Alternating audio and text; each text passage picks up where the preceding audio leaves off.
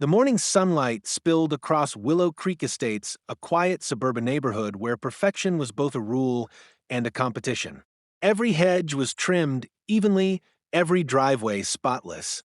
And watching over it all, as if she'd been appointed Queen of Suburbia, was Karen Whitfield, the self-proclaimed protector of the Homeowners Association. Clipboard in one hand, phone in the other, she made it her daily mission to ensure no one broke the rules. Across the street, Judge Michael Lawson sat on his front porch, sipping coffee. He'd earned this peace, decades of service on the bench, now enjoying a rare weekend with his daughter, Emily. She had just returned from her first full week as a state trooper.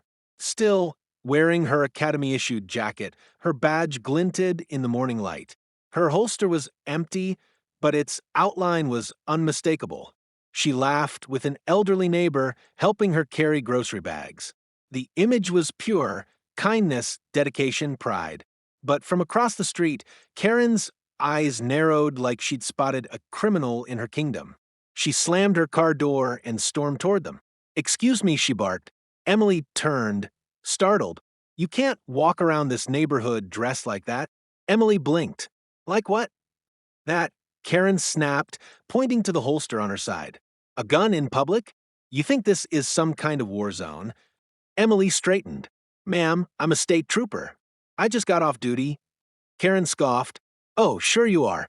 Do you think I'm stupid? You're way too young to be law enforcement. Probably just some wannabe cosplaying with fake badges." She already had her phone out. "I'm calling 911. Emily's comm cracked just a little. "Please don't do that. You're making a mistake." Karen ignored her, speaking fast and loud. "Yes, there's a woman here with a gun. She's threatening me." "Ma'am." Emily raised her voice, slightly now, stepping back. "I'm not threatening anyone.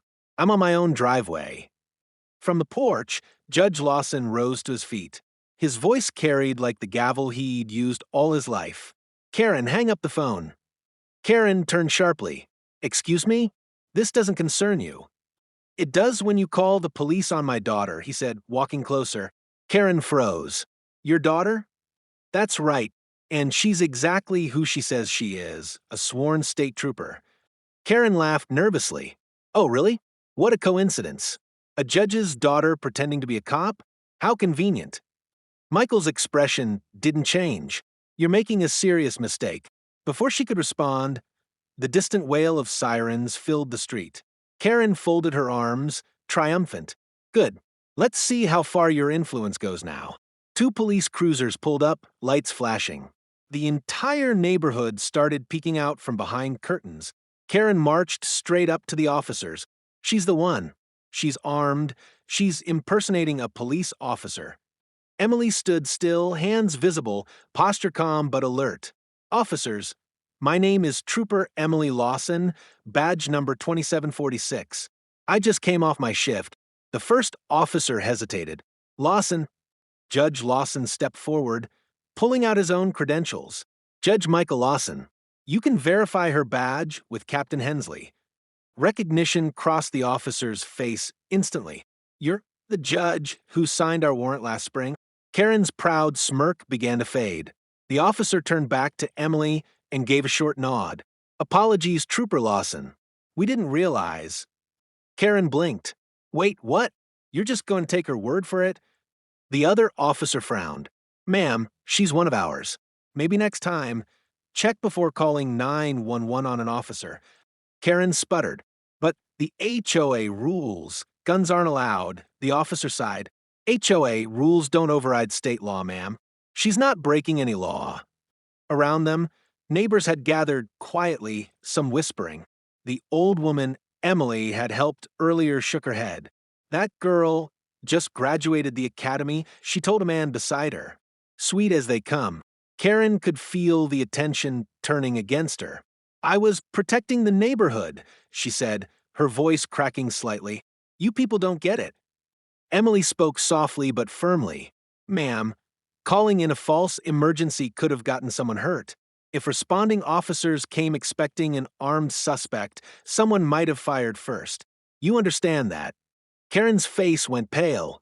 She looked from Emily to the officers, realizing just how badly she'd overstepped. The lead officer adjusted his cap.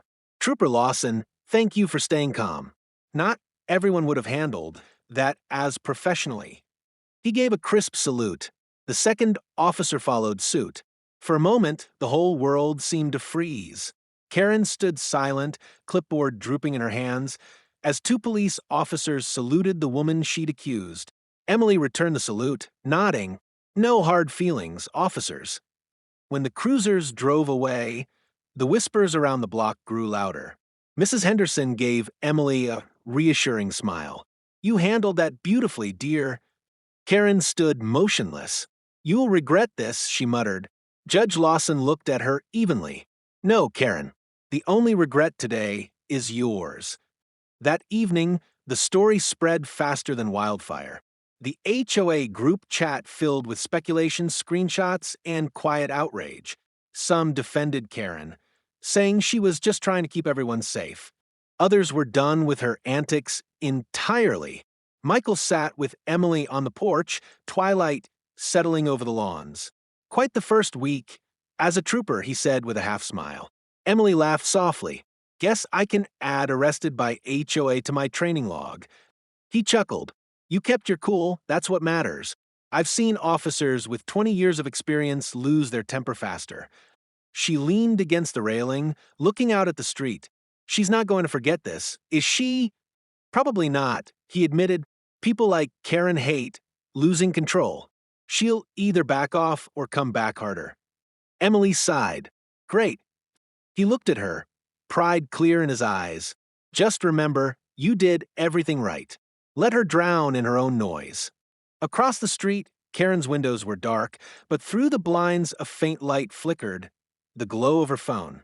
Messages were pouring in, some scolding her, others mocking her, a few offering half-hearted sympathy. Each notification twisted deeper into her pride. She replayed the scene over and over in her mind, the officers saluting Emily, the neighbors watching, the judge's calm stare that told her she'd lost something more than an argument. Her phone buzzed again, a message from a fellow HOA board member.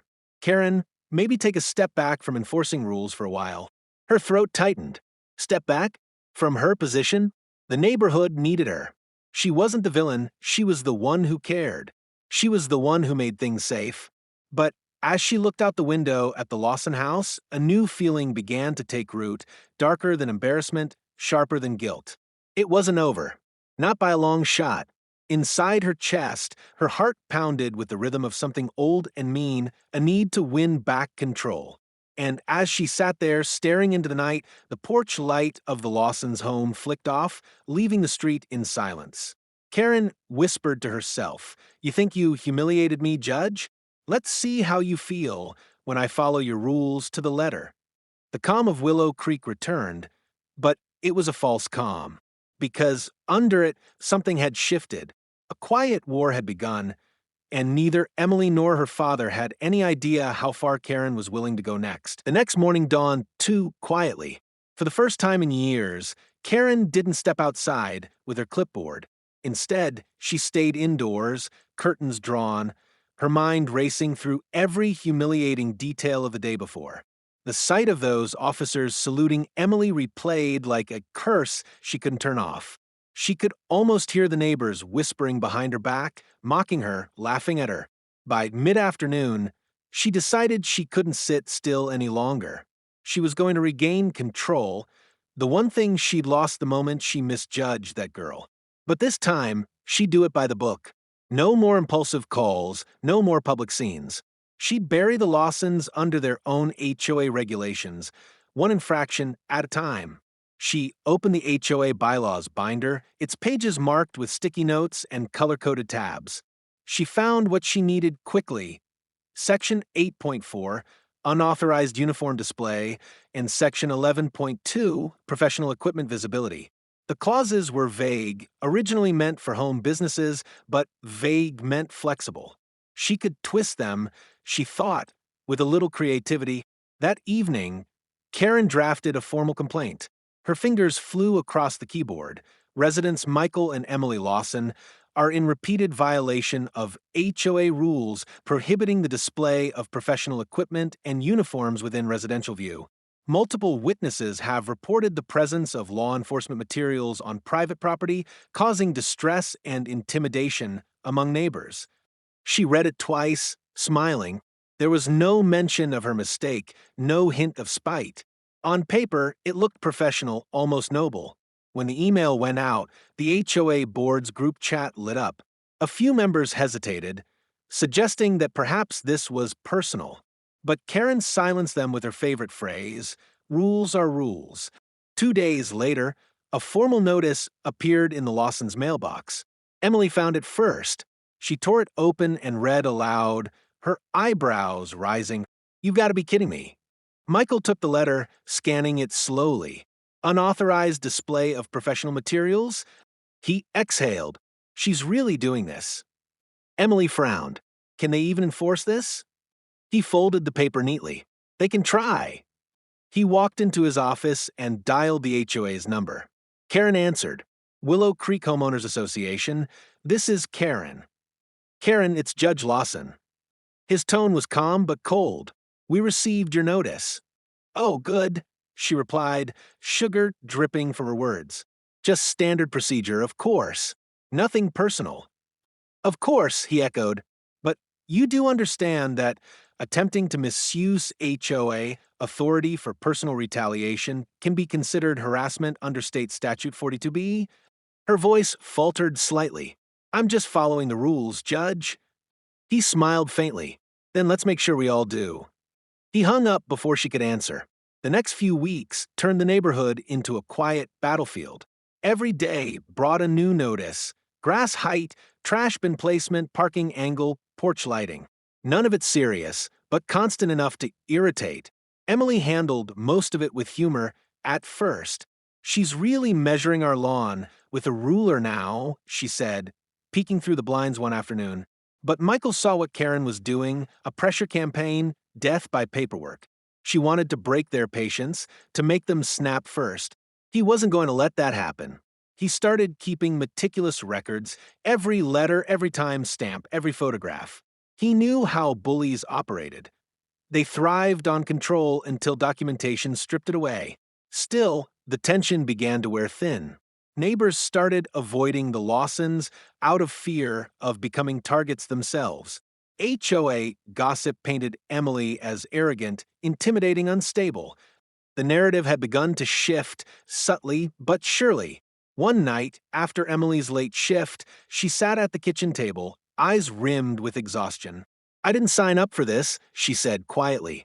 I became a cop to help people, not to fight over mailbox paint colors. Michael placed a hand on her shoulder. She's losing power, Emily. That's why she's acting out. People like her push hardest right before they fall. She managed a tired smile. You really believe that? I don't believe in coincidences, he said softly. I believe in consequences. Meanwhile, Karen was unraveling in private. The more the Lawsons refused to react, the angrier she became. Every ignored notice, every calm response from Michael felt like a personal defeat. Late one night, she sat in her car outside their house, lights off, watching their front porch. The glow from the living room window illuminated Emily laughing with her father, the picture of peace. Karen's fingers gripped the steering wheel. You think you're untouchable, she muttered. But everyone has a weakness. She pulled out her phone and opened an email draft to a local reporter known for sensational HOA stories. She attached a few blurry photos she'd taken. Emily in uniform, the family car with a police decal and a caption, Judge's daughter uses police badge to intimidate neighbors, HOA concerned for safety. She hit send before she could think twice. By morning, the article was live. The headline screamed across social media, Tension in Willow Creek. Judge's daughter accused of misusing law enforcement power in HOA feud. Michael saw it before breakfast. Emily's face drained of color. She leaked photos of me? He clenched his jaw. This is defamation. By noon, the phones at the courthouse were ringing nonstop. Reporters wanted comments, statements, interviews. Michael gave none. He knew that responding emotionally would only feed the fire. But what Karen didn't expect was how small the internet really was. Within hours, real officers across the state recognized Emily's name. Dozens of colleagues posted messages of support, sharing her commendations, community work, and academy graduation photo. By the end of the day, the article was quietly pulled.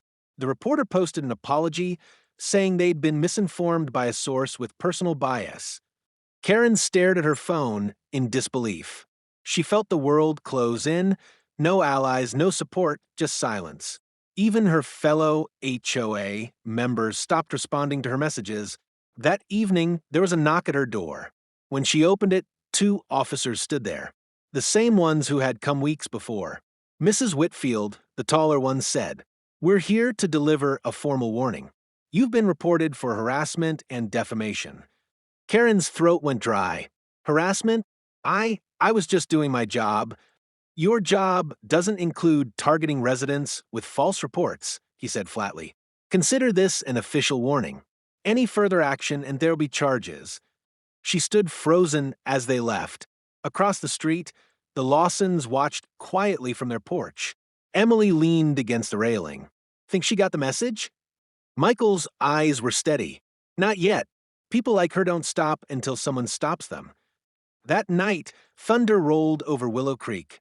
The rain came down in steady sheets, washing the streets clean. Karen sat by her window, staring at her reflection. Her empire, the HOA she'd ruled for years, was collapsing around her. She'd lost the board's respect, the neighborhood's fear, and the illusion of control. But somewhere deep inside, a spark of defiance still burned. "You think you've won," she whispered to the rain. "You haven't seen anything yet." As lightning flashed, her eyes flicked toward the Lawsons' house. A faint silhouette stood near the window, Michael, his posture calm but watchful. Two enemies locked in silence, both waiting for the other to make the next move, neither realizing that the next move wouldn't come from either of them, but from someone watching the whole thing unfold from the shadows. 2 weeks passed, and Willow Creek Estate seemed peaceful again, at least on the surface. The lawns were green, the sidewalks clean, and the HOA bulletin board gleamed with new flyers about community harmony.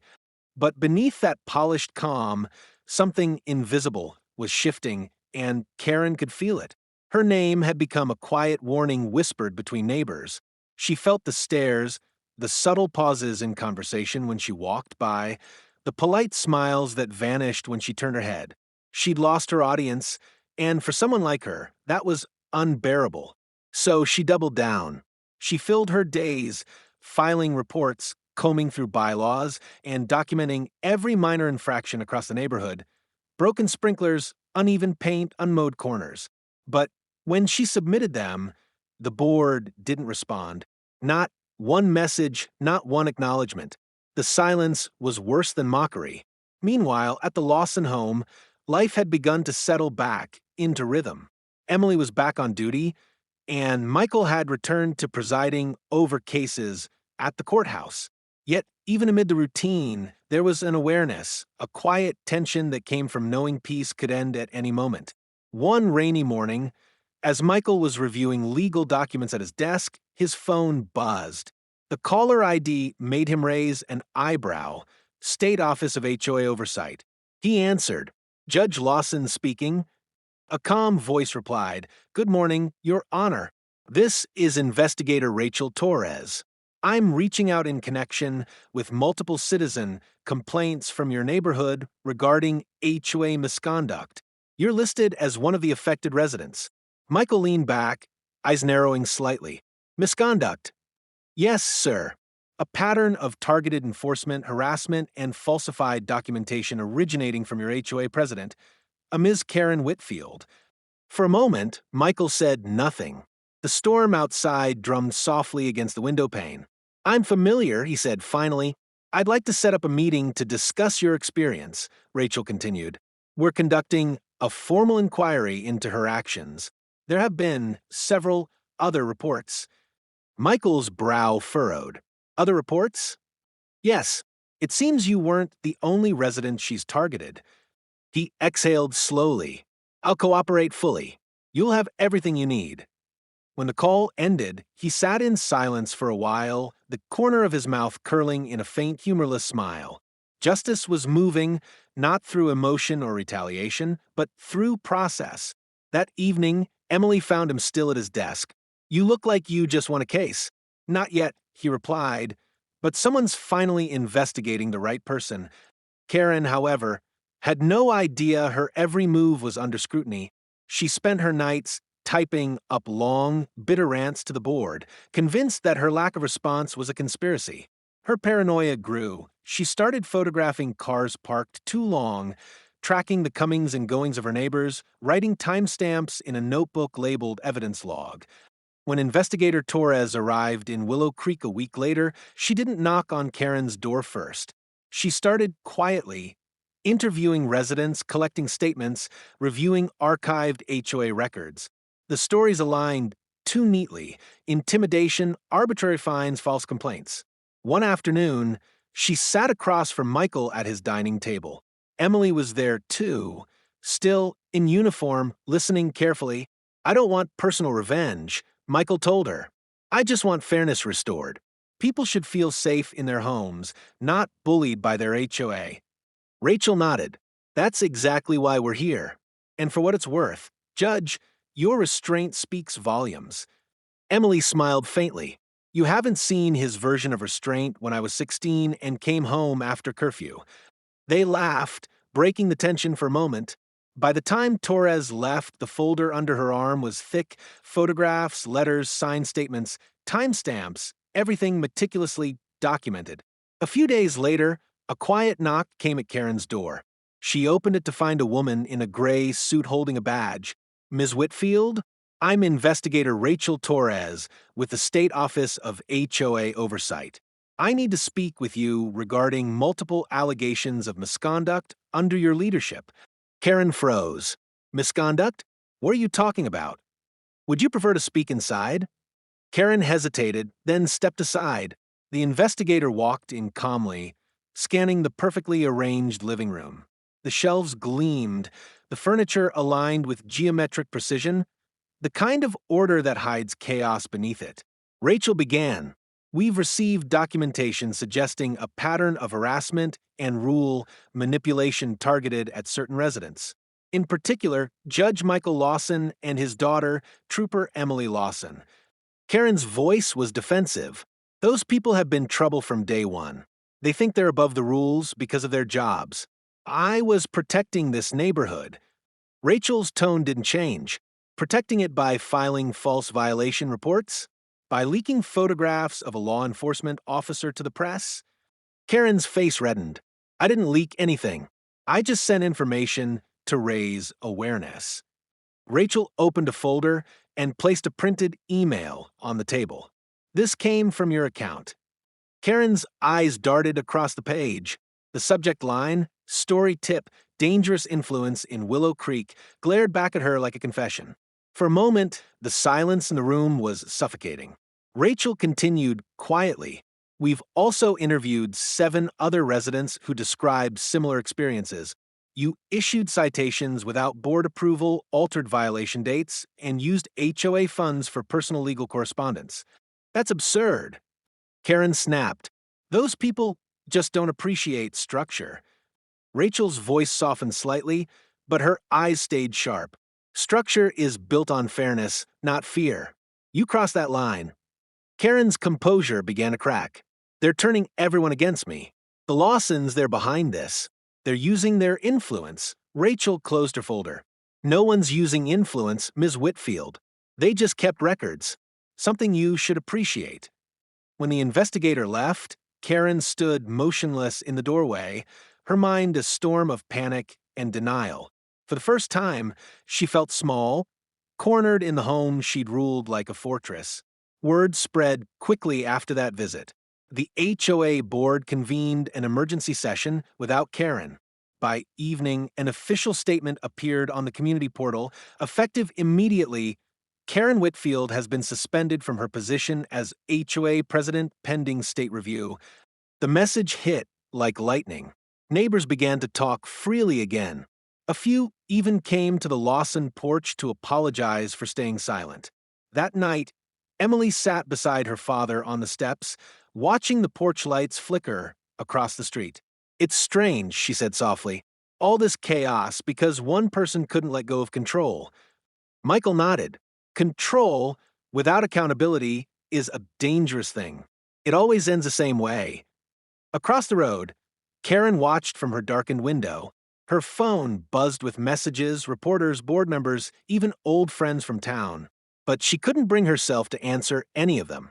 She replayed every conversation, every moment she'd stood tall and righteous, only to realize how brittle her power really was. For the first time in years, she had no one left to command. Late that night, as rain began to fall again, she whispered to herself, "They'll regret this. I'll prove them wrong." But even she didn't believe it anymore.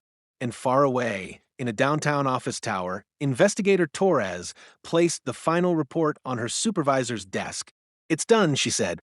"The board's replacing her, and the neighborhood's finally stable again." Her supervisor nodded. "Good work." "And the Lawsons?" She smiled faintly. "They're fine. Turns out, justice doesn't always need a courtroom." 3 months had passed since the investigation began, and the neighborhood had transformed.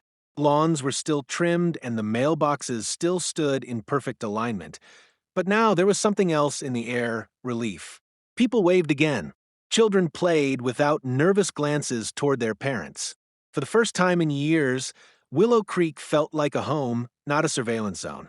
Karen, however, was living a very different reality. The HOA office that had once been her command post now sat behind locked doors, her access revoked. Her community emails went unanswered.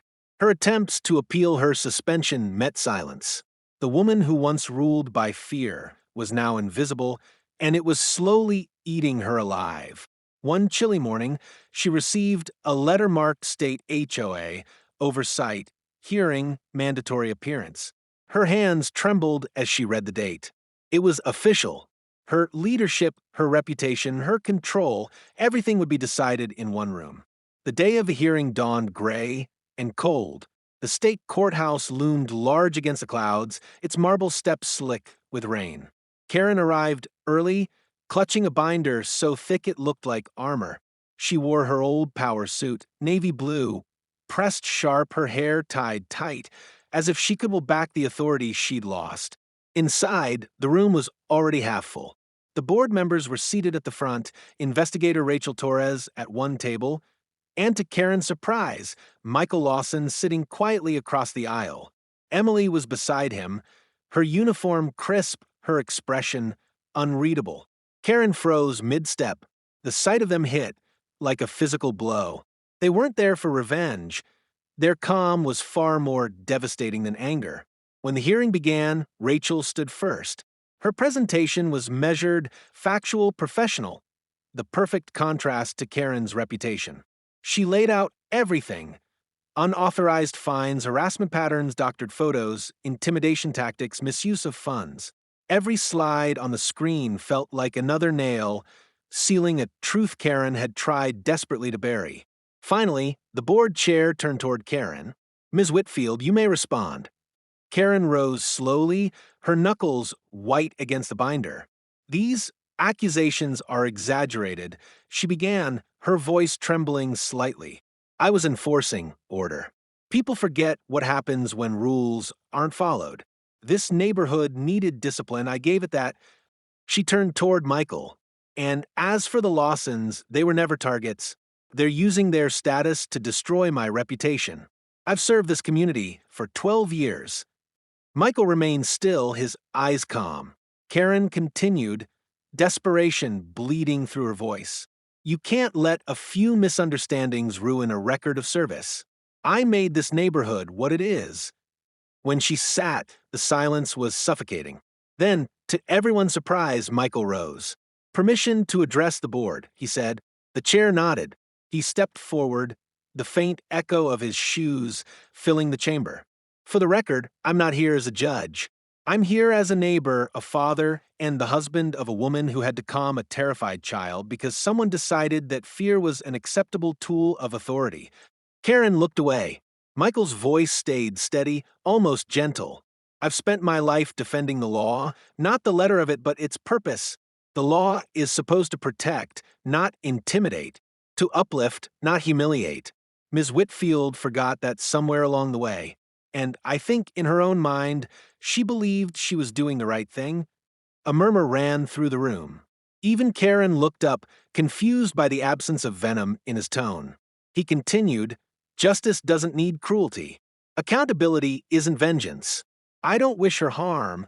I just want to make sure no one else in this community lives under fear disguised as order." Then he turned to Karen directly. "You wanted people to respect the rules. That's admirable. But respect can't be forced, it's earned. You could have led with fairness, but you chose control. And that choice cost you everything." Karen's lips parted as if to speak, but no sound came. When Michael sat down, the board chair cleared his throat softly. "Thank you, Judge Lawson. Your words will be noted." After a brief recess, the board returned with their verdict. The chair spoke firmly, his voice echoing through the quiet hall.